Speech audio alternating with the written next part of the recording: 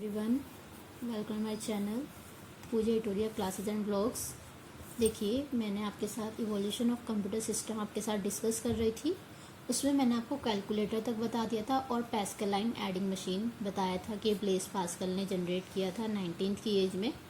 और ये सब मैंने बता चुकी थी कि एडिशन परफॉर्म करता था, बट ये जो था थोड़ा एक्सपेंसिव था और जो डेटा था वो इनएक्यूरेट था, जिस वजह से इसमें कुछ अपडेट करने पड़े। और उसके बाद स्टेप रेकोनर आए 1673 में।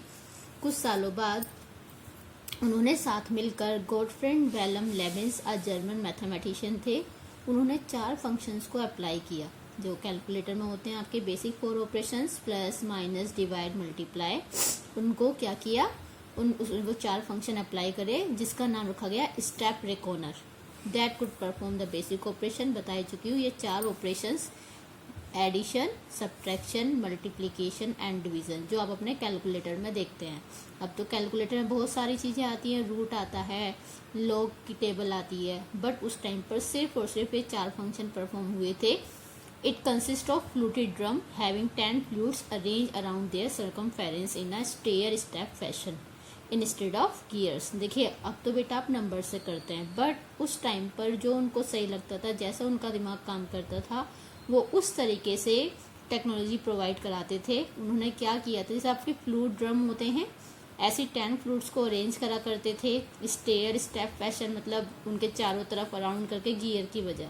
हालांकि देखो, मैं फिर बता रही हूँ, देखो ये सब मैंने इनमें से कुछ भी नहीं देखा है, प्रैक्टिकली कैसे होता है मुझे नहीं पता, लेकिन जितना हम लोग ने पहले पढ़ा और जितना हम लोग ने सर्च किया उसमें हमें सिर्फ यही दिखाई देता है।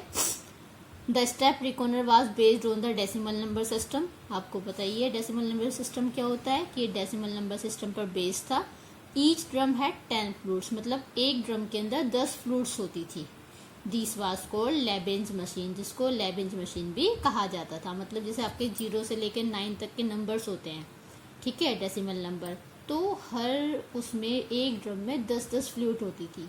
तो उसके अकॉर्डिंग वो एडिशन, सब्ट्रैक्शन, कुछ इस तरीके से वो अपना लॉजिक लगाते थे। फिर उसके बाद आया बेटा देखो जैक्वार्ड लूम। ठीक इस तरीके से मशीन थी जैक्वार्ड लूम की।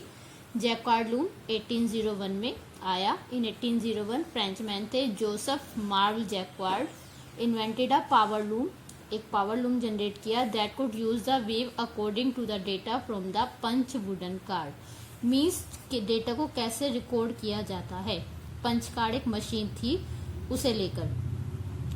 The movement of threads were controlled by the presence और absence of holes in the card. Means एक कार्ड के अंदर कितने होल्स हैं, उसमें किस तरीके से उसकी प्रेजेंस या अब्सेंस होती है, उस टेक्नोलॉजी को उसमें बताया गया था। हालांकि ये एग्जाम में आता नहीं है, ना ही पूछा जाता है, बट आप बस इसमें यही याद रखिए कि ये किसके लिए यूज किया जाता था, data from the punch card wooden card and storage of the card. फिर आया आपका Thomas arithmometer. Thomas arithmometer, the first successful mass produce mechanical calculator was invented by Charles Xavier Thomas around 1822। एक Thomas अर्थोमीटर थे, ठीक है, उन्होंने इसको invent किया था। इसमें हम क्या कर सकते थे, they can could add, subtract, multiply and divide. इस तरीके से 4 फंक्शन मतलब उन्होंने भी अप्लाई करने शुरू किए। उसके बाद देखो बेटा डिफरेंस इंजन 1822 से 1823 की इसका टाइम माना जाता है। इस तरीके से देखिए डिफरेंस इंजन का वो है पार्ट है। अराउंड 1822 में चार्ल्स बेबेज आए, ब्रिटिश मैथमेटिशियन, और आपको पता है चार्ल्स बेबेज को हम फादर ऑफ कंप्यूटर भी कहते हैं। डेवलपर कंप्यूटर मशीन, उन्होंने एक मशीन बनाई जिसका नाम उन्होंने दिया क्या, डिफरेंस इंजन। ठीक है, जो चार्ल्स बेबेज थे, अगर एक क्वेश्चन भी पूछा जाता है who is the father of computer, तो चार्ल्स बेबेज। ठीक, उन्होंने फिर एक मशीन बनाई जिसमें वो आपकी वो परफॉर्म करते थे calculation. It was stream driver and could compute tables of number, ठीक है, सच एज लोगैरिथम टेबल, ये सब किया। He got the British government to fund to project due to the importance and prominence of numeric tables in ocean navigation, but this proved to be an extremely expensive and venture. Means ये जो machine थी ये बहुत ज़्यादा expensive थी, हर कोई इसको afford नहीं कर पाता था। तो जिस वजह से उसके बाद उन्होंने क्या किया, उसमें कुछ अपडेशन आए जिसका नाम आया एनालिटिकल इंजन। मीन्स पहले डिफरेंस इंजन आया, डिफरेंस इंजन के बाद एनालिटिकल इंजन आया। एनालिटिकल इंजन नेक्स्ट डेवलपमेंट थी। It was a device as a large, ये देखिए ऐसा आपको डायग्राम में दिखाई दे रहा है ना, it was a large device, ठीक है। एक हाउस टाइप्स था, 30 मीटर लॉन्ग था और 10 मीटर्स वाइड था। It was powered by 6 stems engine, 6 steam engine इसमें लगे हुए थे। Was more general purpose in nature because it could be programmable, means इसमें प्रोग्राम क्या होता है, छोटी छोटी इंस्ट्रक्शंस हम जनरेट करते हैं। He had improved the difference engine to a more complex design, मतलब एक कंप्लीट डिजाइन बनाया उन्होंने, विच वॉज बेस्ड ऑन, किस मशीन पर बेस्ड था, जैक्वार्ड पंच कार्ड पर। अगर आपसे पूछा जाए किस पर बेस्ड था, जैक्वार्ड पंच कार्ड पर, ठीक है। तो एनालिटिकल इंजन का जो बेसिक पार्ट था वो लिया गया था और इसीलिए चार्ल्स बेबेज ने किसकी हेल्प से ये किया था, a good friend of Ada Byron, जो क्या थी, daughter of famous poet Lord Byron की बेटी थी। उनके साथ मिलकर उन्होंने एनालिटिकल इंजन को बनाया था।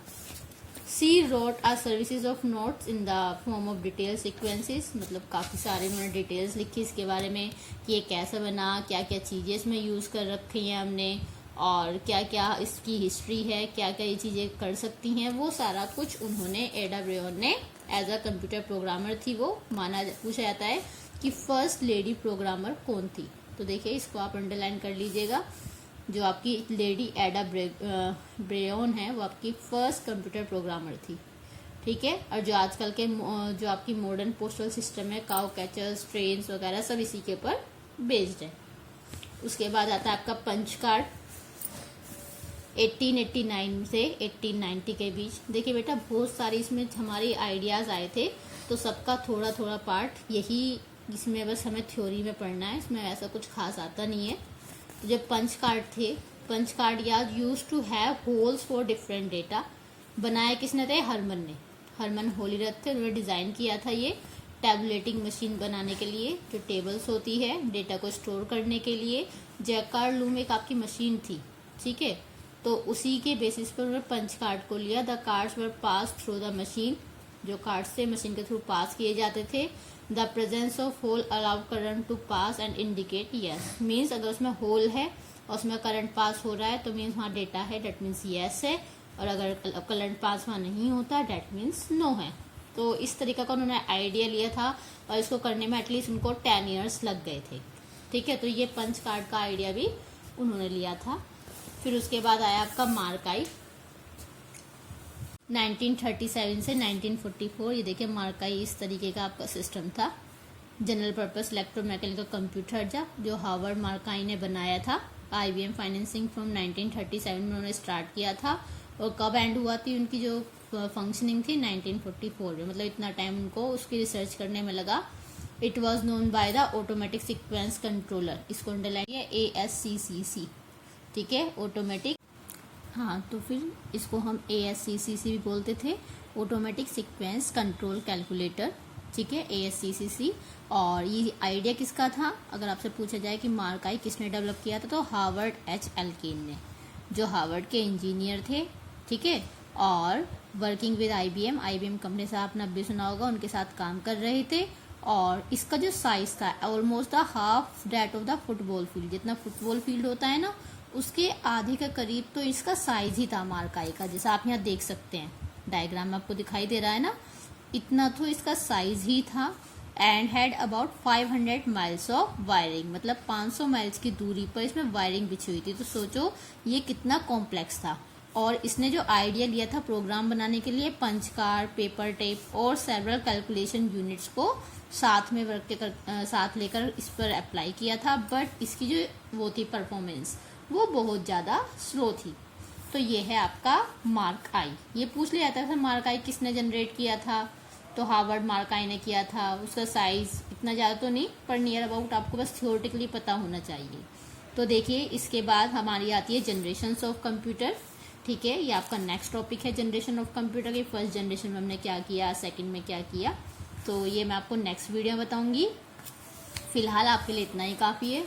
मैं फिर रिपीट करना चाहूँगी कि देखिए ये आपका थियोरेटिकल पार्ट है, कुछ लिमिटेड ही क्वेश्चंस इसमें से बनते हैं, बट आपको पता होना चाहिए कि हमारे किन किन साइंटिस्ट आए थे और क्या क्या उन्होंने आइडिया दिए थे, और आइडियाज़ में क्या क्या टेक्नोलॉजी जाकर, मतलब अब जो हम टेक्नोलॉजी यूज़ कर रहे हैं मीन्स कितने सारे आइडियाज़ को लेकर हम ये टेक्नोलॉजी यूज़ कर रहे हैं। तो इसका मेन मोटिव यही है चैप्टर का आपके सिलेबस में इंक्लूड करने का, कि आप लोगों को आइडिया रहे। जैसे आप हिस्ट्री में कब से पढ़ते आ रहे हैं, पानीपत का युद्ध और हल्दी घाटी का युद्ध, ये सब आप पढ़ते हैं ना।